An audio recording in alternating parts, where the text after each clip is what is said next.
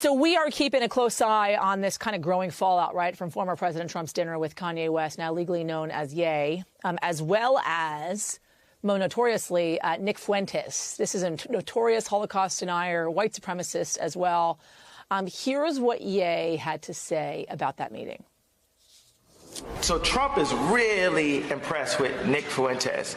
And Nick Fuentes, unlike so many of the lawyers and so many people that he was left with on his 2020 campaign, he's actually a loyalist. When he didn't know what the lawyers is, you'll still have your lawyer list.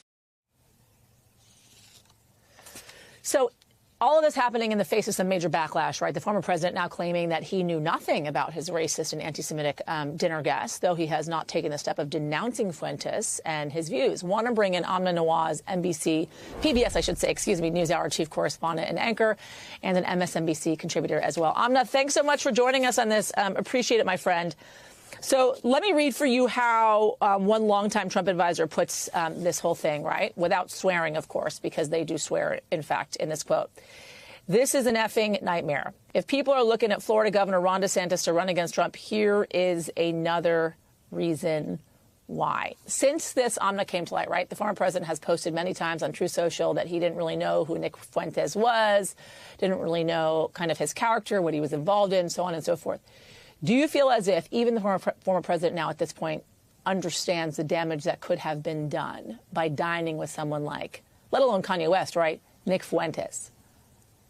I mean, I think the answer is clearly not, right? I mean, here's the deal. Ever since the details of that meeting have been reported, have been confirmed, and it's been made very clear to many people exactly who Nick Fuentes is, not to mention the concerning remarks that Kanye West has made before. And of course, everyone knows about the anti-Semitic remarks that cost him a number of his sponsorship and business deals. Let's not forget, he also had years of making anti-Black racist statements, including saying things like slavery was a choice. As you mentioned, former President Trump said he had invited Kanye West, to come to dinner to Mar-a-Lago. He did not know who Nick Fuentes was and did not know anything about him, but he should know in the days since. And let's just take a minute and remind everyone who Nick Fuentes is. He's a 24-year-old. He heads this organization called America First. He is an unabashed racist, white supremacist, anti-Semite. He has said things on his show like the military should go into Black neighborhoods. He has said that Jews should leave the country. He called for his supporters after the November 2020 election to storm every capital across America. A number of his followers were, in fact, involved in the January 6th insurrection.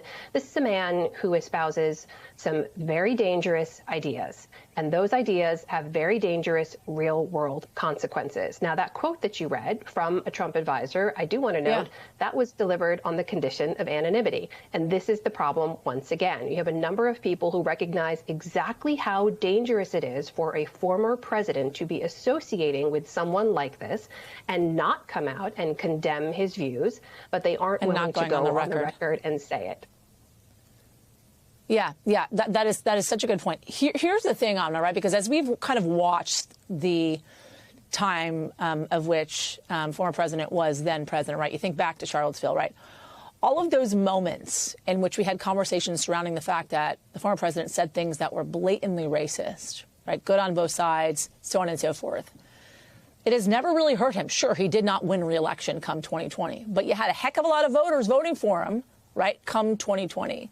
In spite of these comments. So I'm wondering, even when you see a comment like that from a former Trump advisor who's not willing to go on the record, why it is they feel like this is such an effing nightmare, right, as they put it, seeing as if it has not really affected him in the past.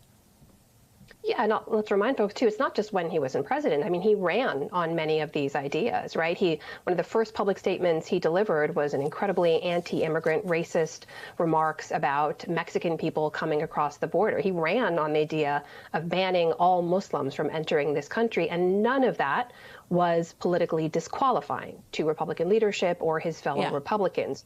What we're seeing now, and if there's any break or any difference now, it's that we're talking after these most recent midterms. There is, once again, a political calculus at play.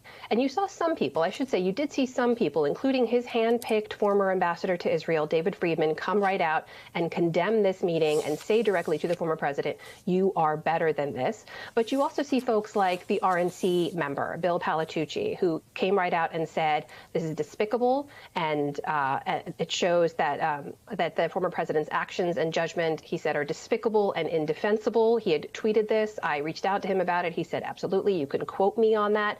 You are starting to hear a number of some Republicans who are willing to say, after these midterm elections in which Republicans failed to take the Senate, barely won the House, and a number of Mr. Trump's hand-picked candidates underperformed in their races, there are some folks who are looking at the calculus and saying, is it worth it to continue to stand by him? I will say there are few and far between. We have not yet seen a number of Republican leadership coming out and condemning this meeting and Nick Fuentes being at the meeting with the former president.